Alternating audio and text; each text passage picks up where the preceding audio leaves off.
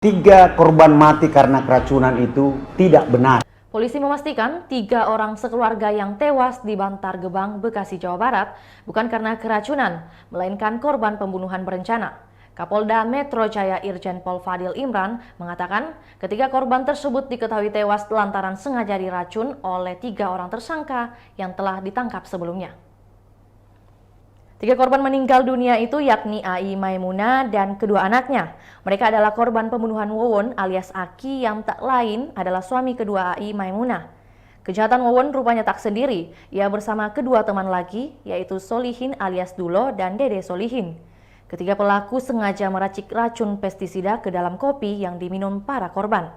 Irjen Fadil menjelaskan motif yang melatar belakangi tindakan pelaku yakni menutupi tindak pidana mereka yang pernah dilakukan sebelumnya.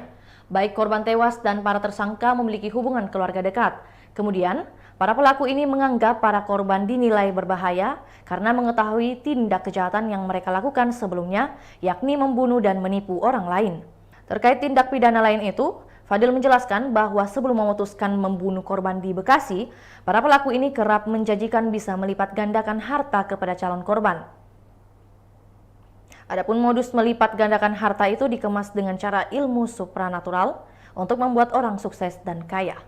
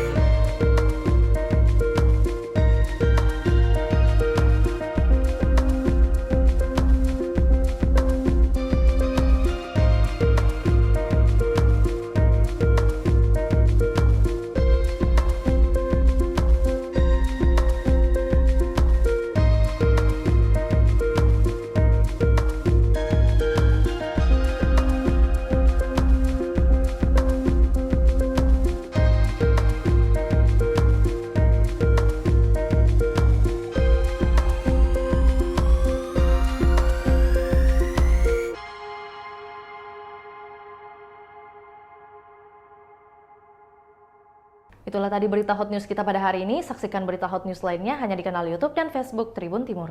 Terima kasih sudah nonton. Jangan lupa like, subscribe, dan share ya.